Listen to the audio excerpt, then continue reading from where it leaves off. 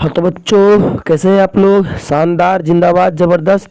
ठीक है, तो आज आप लोग को गायत्री मंत्र के सेशन में वास्तविक संख्या के पूरा फुल निचोड़ लेकर के आए हैं, वो भी कक्षा 10वीं के बच्चों के लिए। ऐसे बच्चे जो इस वर्ष 2024 में एग्जाम देने जा रहे हैं और उसको बस अब अंतिम समय में बस अपना फटाफट रिवीजन करना है, तो उन बच्चों के लिए बहुत बेस्ट मौका है। अपना रिवीजन फटाक से मार लीजिए। ठीक है, तो चलिए बिना समय गवाए स्टार्ट करते हैं। सबसे पहले वैसे बच्चों को मैं एक बार बता देना चाहता हूँ कि जो बच्चे नया जुड़ते हैं उसको मैं बता देना चाहता हूँ कि यहाँ पे पर डे गायत्री मंत्र के नाम से एक टैब चलता है, जिसमें सब्जेक्ट वाइज सब्जेक्ट यहाँ पे क्या करवाया जाता है, सब्जेक्ट वाइज सब्जेक्ट उसका चैप्टर वाइज ऑब्जेक्टिव करवाया जाता है। ठीक है, तो आज हम लोग का हो गया मैथ। ठीक है, चलिए मैथ के बहुत सारा क्वेश्चन लेकर के आए हैं। पहले हम लोग कुछ थ्योरी देख लेते हैं मैथ में, वास्तविक संख्या में। देखिएगा, एक्चुअली में थ्योरी में पहला हम लोग को बात करना है कि वास्तविक संख्या होता क्या है। ठीक है, पॉइंट पहला यही बन जाता है कि सर वास्तविक संख्या का मतलब क्या होता है।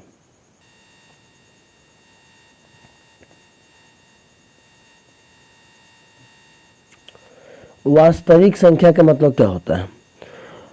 तो वास्तविक संख्या के मतलब आपको समझने के लिए पहले आपको समझना पड़ेगा परिमेय संख्या, कि परिमेय संख्या क्या होता है।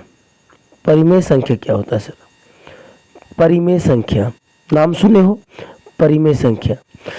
तो वैसा संख्या जो p बटा q के रूप में हो वो परिमेय कहलाएगा। लेकिन एक बात का ध्यान रखना कि q का जो मान है वो 0 कभी नहीं होनी चाहिए। ठीक है, वही परिमेय कहलाएगा, वरना वो परिमेय नहीं कहलाएगा। जैसे हो सकता है 2 हो जाएगा, 3 हो जाएगा, 4 हो जाएगा, 5 हो जाएगा, डॉट डॉट डॉट इस प्रकार से हो सकता है, लेकिन कभी रूट में नहीं होगा। और अगर रूट में दे भी दिया तो जिसे रूट में 4 कहेगा, तो 4 जो है वो परिमेय संख्या हो सकता है। क्या 4 का वर्गमूल निकालेगा तो फिर 2 आ जाएगा। ठीक है, तो परिमेय संख्या किसे कहते हैं? तो परिमेय संख्या वैसा संख्या जिसे p बटा q के रूप में लिखा जा सकता है, उसे क्या कहेंगे? परिमेय संख्या। लेकिन ध्यान रखना जो q बराबर 0 नहीं होनी चाहिए।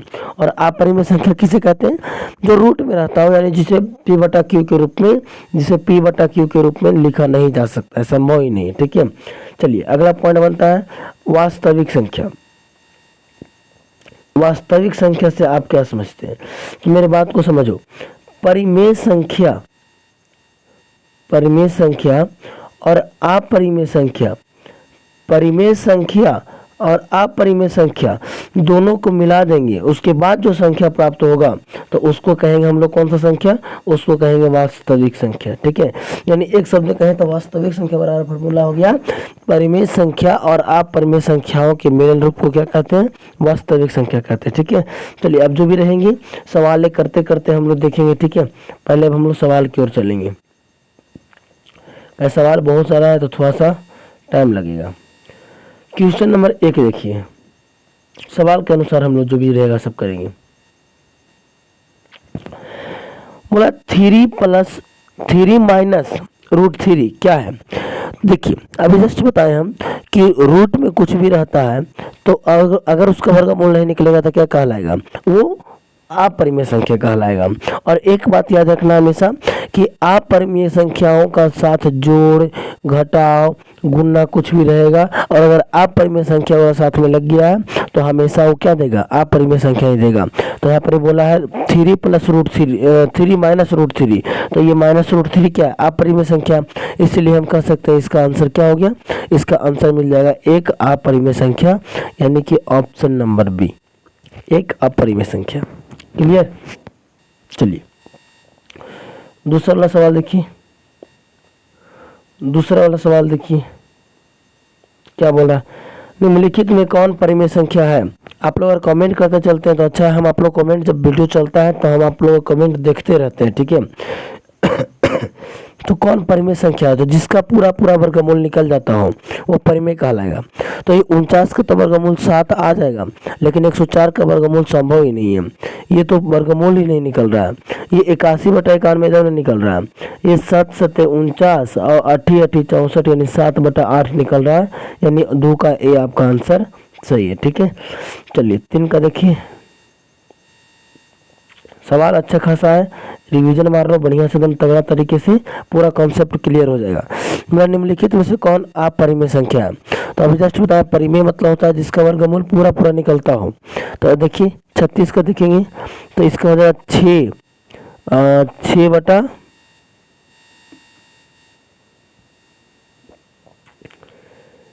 36/64 है ना, तो इसका मिलता है 6 बटा कितना, 6/8, 68 64 रहता है, यानी ये संभव ही नहीं है।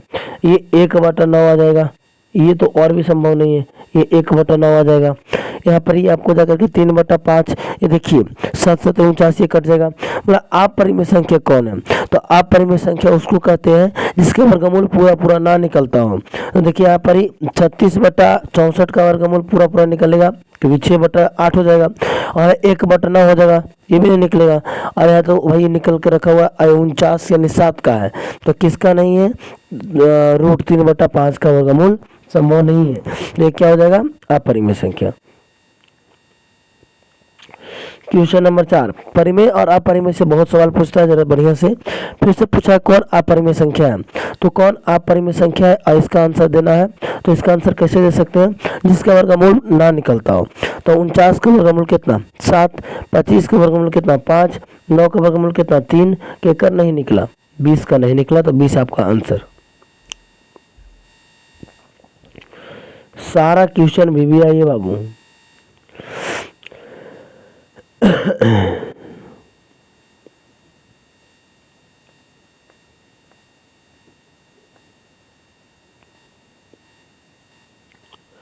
अगला क्वेश्चन,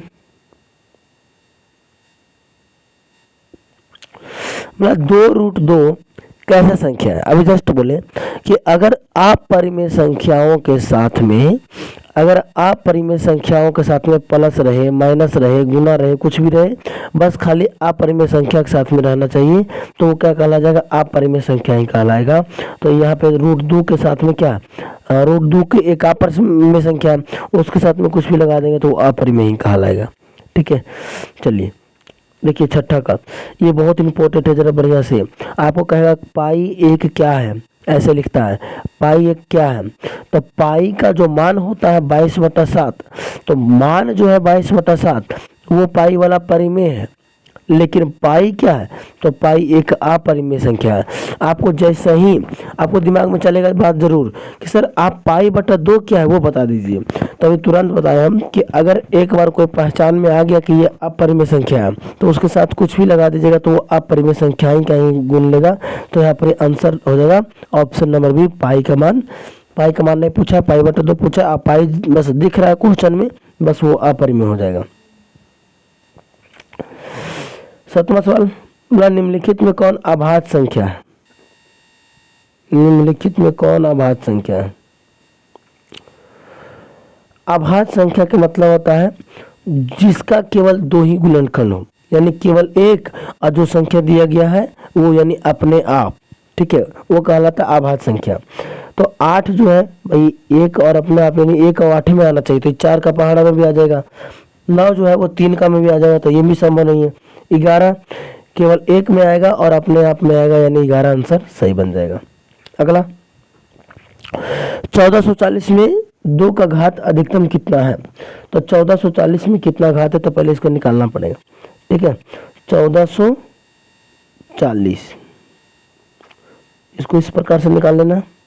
यहाँ पे 2 से लगाएगा, 2 से 14, 2 दूना 4, 720, 2 से लगाएगा 2 तिया 6, 2 छक 12, 360, 2 से लगाएगा 2 एकम 2, 2 अट्ठी 16, 0, उसके बाद लगाएगा 2 से फिर से, तो 2 9 18 90, उसके बाद 2 से लगाएगा तो कितना हो जाएगा 45, 45 गुना 90 होगा ना। अब तो यहाँ 2 से नहीं लगने वाला है, तो क्या को 2 हो गया, 1 2 3 4 5, यानी 5 को 2 आपका जा करके ऑप्शन नंबर सी जो है वो सही। ठीक है, चलिए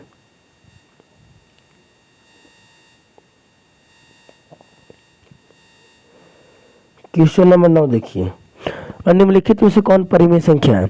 इस पे थोड़ा सा कमांड है हमको, मतलब इस पे थोड़ा सा आशा है कि वो पूछ सकता है एग्जाम। ठीक है, एग्जामिनर इसको पूछ सकता है, इसीलिए इस पे थोड़ा सा बढ़िया से एकदम चेक करके जाना है इसको, ठीक है। सवाल है कि निम्नलिखित में से कौन परिमेय संख्या है, ठीक है, सवाल यही है। तो सवाल ये जो है थोड़ा सा इम्पोर्टेंट क्वेश्चन है, जरा बढ़िया से कर लेना इसको, ये भी आई है। तो परिमेय संख्या मतलब होता है कि जो जिसका वर्गमूल निकलता हो। तो 6 का तो वर्गमूल नहीं निकलेगा भाई, 2 को निकलता है 4 और 3 का निकलता है 3 3 9, 2 दूना 4 3 3 9, 6 तो किसी का है ही नहीं। अब अभी जस्ट बताया कि अगर अपरिमेय संख्या किसी के साथ कितना प्लस माइनस में रहे वो तो अपरिमेय कहलाएगा, इसका भी तो नहीं निकलेगा। तो आप इसको ऑप्शन से छाट के मार सकते थे जरूर, लेकिन आपको समझना है कि वो कैसे आ गया। 2√2 बटा √2 जो है वो एक परिमेय संख्या है। हम यही समझाना चाह रहे हैं कि एक परिमेय संख्या है, क्योंकि √2 से √2 काट देंगे तो केवल क्या बचेगा, केवल 2 बच जाएगा। अगला, आज परिमेय और अपरिमेय पे बहुत सवाल लाए हैं, आप लोग कमेंट करते चलिए एकदम वीडियो में, ठीक है। हम कमेंट आप लोग का देख रहे हैं। निम्नलिखित में कौन परिमेय संख्या है, परिमेय संख्या है, ठीक है। तो देखिए जिसका परिमेय संख्या क्या, गौर से देखिएगा, 7 का तो वर्गमूल संभव ही नहीं है। अच्छा, ये 2/5 संभव ही नहीं है, ये 3/7, तो कहीं ना कहीं ऑप्शन लगाना है कि इसको डी को। लेकिन आप पक्का कि पूछेगा तुरंत, सर ये हुआ तो हुआ कैसे, है ना, हुआ तो हुआ कैसे। तो इसको पहले काटना पड़ेगा आपको। कैसे काटना पड़ेगा, देखिए कैसे कटेगा से,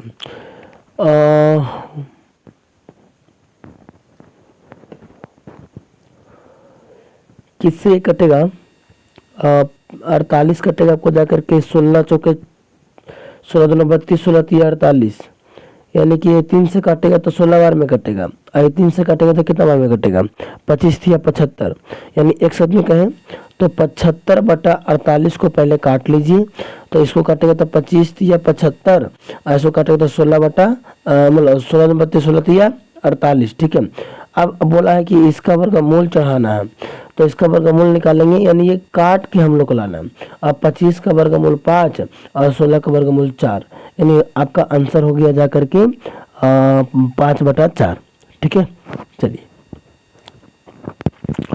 ये सब देखो भाई, बहुत इंपॉर्टेंट सवाल है कि दो क्रमिक मतलब था दो लगातार सम संख्याओं का मसा कितना होगा, दो लगातार सम संख्या का मसा कितना होगा। तो एक बार चेक कर लेते हैं, दो लगातार सम संख्या, मान लेते हैं पहला सम संख्या 2 और उसके बाद 4 लगातार बोला इसलिए, ठीक है। इसका मसा पूछा है तो मसा निकालना होगा, तो ऐसे कर देंगे, और 2 दूना 4 और एक ही बार में कट जाता है, तो इधर वाला जिससे भागा दिए वही आंसर हो जाता है, ठीक है। तो एक बात याद रखना कि दो लगातार सम संख्याओं का मसा कितना हो जाएगा, 2 ही प्राप्त होगा, ठीक है ना। चलिए 2015 में पूछा गया सेकेंड सिटिंग में।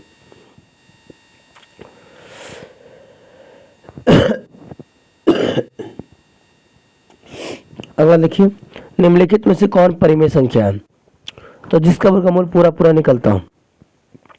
8 का वर्गमूल संभव नहीं है, ये भी नहीं संभव है, ये भी नहीं संभव है, ये वाला भी संभव नहीं है, ठीक है। यहाँ पे देखेंगे तो √2 से √2 अगर काट देते हैं तो बचेगा कितना, बचेगा 2/3, और 2/3 केवल रहेगा तो रूट में नहीं रहेगा, तो वो परिमेय संख्या कहला जाएगा, ठीक है। तो यानी ऑप्शन नंबर बी आपका सही है।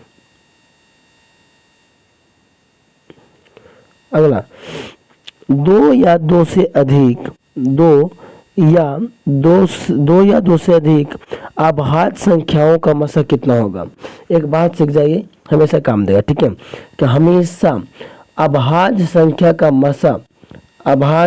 का मसा जब भी बोलेगा तो आंख मूंद के चुपचाप 1 लगा देना, ठीक है। कितना लगा देगा, 1 लगा देना। परिमेय बोलेगा तो 2 लगा देना, नहीं सम बोलेगा तो 2 लगा देना, और अभाज्य बोलेगा तो 1 लगा देना। दो परिमेय संख्याओं के बीच कितनी परिमेय संख्या हो सकती है, अनंत। दो कुछ संख्या बोले, कोई संख्या बोले, और बीच में कहेगा कितनी संख्या हो सकती है। जैसे अभी यहाँ पे परिमेय बोला तो कभी कभी आपको अपरिमेय भी बोल देगा कि दो अपरिमेय संख्याओं के बीच कितनी अपरिमेय संख्या हो सकती है, तो अनंत ही लगाना, ठीक है। चलिए अगला सवाल दिख रहा है। सवाल एक निम्नलिखित में से कौन अपरिमेय संख्या है? तो जिसका वर्गमूल पूरा पूरा निकल जाता है वो परिमेय कहलाता है। तो अगर ध्यान से देख पाए हम तो इसका निकलेगा 80 80 64 और 6 6 36, ये वाला क्यों, ये 9 9 81, ये 7 7 49 और 3 3 9, इसी का तो नहीं निकलेगा। ये केवल 25 रहता तो निकल जाता, लेकिन ये 2.5 है। अगर पॉइंट तोड़ भी देंगे हम इसको, 2.5 को 25/10 ला भी देते हैं तो 25 का वर्गमूल तो 5 आ जाएगा, लेकिन फिर 10 का वर्गमूल नहीं आएगा। इसलिए ये क्या है, अपरिमेय संख्या। आप लोग 16 वाला सवाल पढ़िए क्या कह रहा है। बोला एक वृत्ताकार पथ पर 3 धावक एक ही स्थान से दौड़ना प्रारंभ करते हैं तो एक चक्कर लगाने में क्रमशः 2 4 6 घंटा लगता है। तो तीनों को प्रारंभिक बिंदु पुनः मिलने में कितना समय लगेगा? तो बाबू जब भी ऐसा सवाल करता है, देखिए क्या बोला है, बोला कि एक फील्ड है, वहाँ पे 3 धावक, यहाँ से 3 धावक दौड़ना चालू करता है।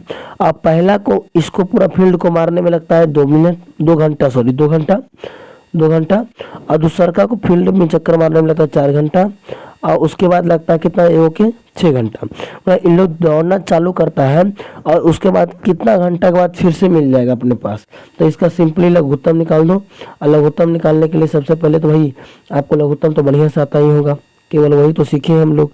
तो 3 दूना 6 और 6 दूना कितना हो गया, 12, यानी लगभग नहीं 12 ही होगा, यानी ऑप्शन नंबर सी 12 घंटा।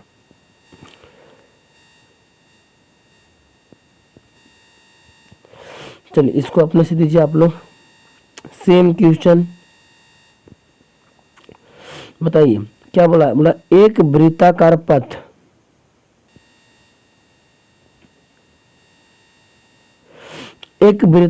पर 3 धावक एक ही स्थान से दौड़ना शुरू करते हैं तो चक्कर लगाने में क्रमशः 1 घंटा, 3 घंटा और 5 घंटा लगता है।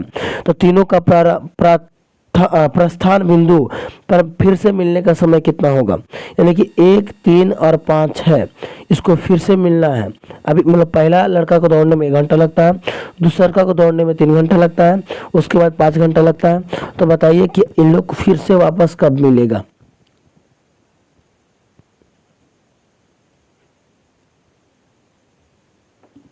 बताइए। तो सिंपली क्या करना है, इन लोग को लघुत्तम ले लेना है। तो लघुत्तम तो कुछ लगवे नहीं करेगा तो गुना कर देते हैं, 5 या 15, 15 कम 15 यानी 15 घंटा लगेगा, यानी 15 घंटा ऑप्शन नंबर डी में है, 15 घंटा। देखिए अगला बोला भाग लेमा यानी कि एल्गोरिदम में भाग लेमा जो है उसमें कौन बराबर होगा, मतलब क्या होता है?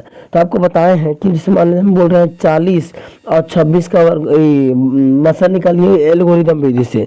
तो हम लोग क्या करते हैं कि जो बड़ा रहता है वो ए का मान होता है और जो छोटा रहता है वो बी का मान होता है, यानी ए का मान बड़ा होगा और बी का मान छोटा होगा, और ए का मान बड़ा और बी का मान छोटा। देखो यहाँ पर ऑप्शन नंबर सी में है, थोड़ा सा उलट के रखा है, इसको उलट के रखा है।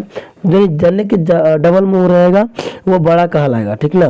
तो डबल मुंह देखो ए देने तो है, लेकिन इसको उलट के रखा है, कोई बात नहीं, हम लोग छोड़ेंगे नहीं उसको, कितना उलट दे।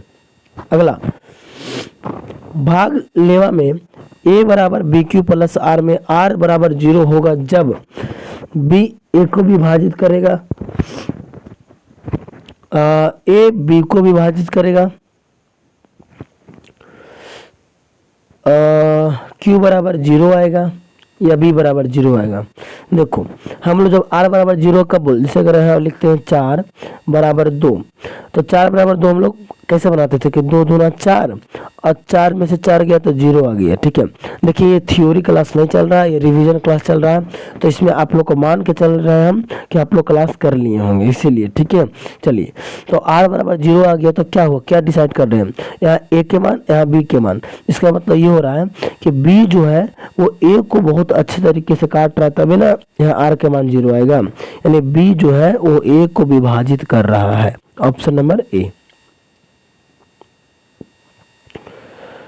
इसको देखिए बोला यदि ए बराबर बी क्यू प्लस आर तो मसा ए बी बराबर मसा मतलब किसके बराबर होगा, मसा जो है वो किसके बराबर होगा बताइए।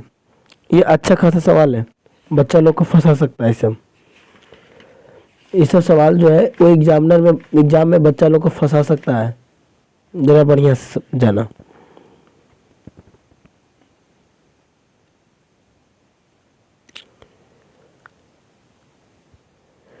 देखिए क्या बोल दिया, मसा ए बी है ना, तो किसके बराबर होगा। देखिए इसमें कौन कौन सा डिजिट है, से पहले देखिए ए बी क्यू आर है ना, प्लस माइनस अगर हटा दें हम बराबर बराबर तो ए बी क्यू आर। और इसमें ए बी तुमको धर दिया पहले ही, तो छोड़ा केरा, छोड़ा किसको, क्यू आर को छोड़ा, और क्यू जो है वो गुना किस में है, बी में है, इसीलिए इसका आंसर क्या चल जाएगा, बी आर चल जाएगा। ठीक है, ये कैसे निकलेगा वो जरूर बताएंगे। ठीक है, चलिए अगला बोला कि यूक्लिड विभाजन एल्गोरिदम जो दो धनात्मक पूर्णांकों के निम्न में से किसी परिकलित करने की तकनीक है। ठीक है, बोला कि यूक्लिड जो विभाजन विधि है यानी एल्गोरिदम विधि है, उसके जरिए हम लोग क्या निकालते हैं, लसा निकालते हैं कि मसा निकालते हैं, भागफल निकालते हैं कि शेषफल निकालते हैं। तो भाई हम लोग उसके माध्यम से मसा निकालते हैं। अगला मतलब दो संख्याओं का मसा 15 है और लसा 30 है, तो संख्याओं का गुणनफल क्या होगा। देखिए यहाँ में फॉर्मूला होता है कि पहली संख्या फर्स्ट नंबर गुणे सेकेंड नंबर बराबर एलसीएम और गुणे एचसीएफ। ठीक है, तो पहला संख्या और दूसरा संख्या गुना करके उतना ही आएगा जितना उसके मसा और लसा को गुना करेंगे। तो मसा है 15 और लसा कितना 30, तो 15 को 30 से करेंगे तो 15 3 45 यानी 450। आपका answer is the right 450, option number A. चलिए अगला, मतलब प्रत्येक धनात्मक सम पूर्णांक के निम्नलिखित में से कौन सत्य होगा। सम बोला है तो या तो वो, मेरी बात को बढ़िया से सुन लीजिए, ये सम बोला है। ठीक है, तो या तो वो केवल इस प्रकार से रहे, या तो वो 2n + 2 रहे, या तो वो 2n + 4 रहे, 2n + 6 रहे, ऐसे, लेकिन एक नहीं रहना चाहिए। ठीक है, ये 3 दे दिया, 3 तो संभव नहीं है, तो 3 विषम संख्या है। सम कहाँ है, सम मतलब जो 2 से भागा देने पर कटता हो, यहाँ पे 2 से भागा देने पर कट ही जाएगा, तो एक आकर के भार दिया है, तो कहीं ना कहीं यहाँ पे ऑप्शन नंबर बी क्या है, सही है। 62 50 के अभाज्य गुणनखंडों में 5 की घात कितना होगा। 62 50 62 50 5 से भगा दीजिए, 5 से कम 5 बचेगा, एक यहाँ हो जाएगा कितना 12, तो 5 दूना 10, अब बचेगा कितना 2, यहाँ जाएगा 25 0, फिर से 5 से लगाएंगे 5 दूना 10, 5 5 25 0, फिर से लगाएंगे कितना 5 5 25 और 0 लगाएंगे कितना 5 से, तो 5 लगाएंगे तो 10 5 50, उसके बाद 5 से लगाएंगे 5 दूना 10, हमारा किसका घात 5 के घात क्या होगा, 1 गो 2 गो 3 गो 4 5। ठीक है, यानी कितना हो गया 5 को, 5 के घात कितना आ गया 5। क्लियर हुआ बात। चलिए अगला, मतलब ए और बी सअभाज्य कहलाते हैं यदि ए बी बराबर क्या कहा है, मतलब ए बी का मसा पूछ रहा है, ए बी का मसा कब होगा, मतलब ए बी का मसा क्या होगा, ताकि हम इसको अभाज्य संख्या कह सकें। तो अभाज्य संख्या होने के लिए मसा कितना होना पड़ेगा, 1 होना पड़ेगा। ठीक है, चलिए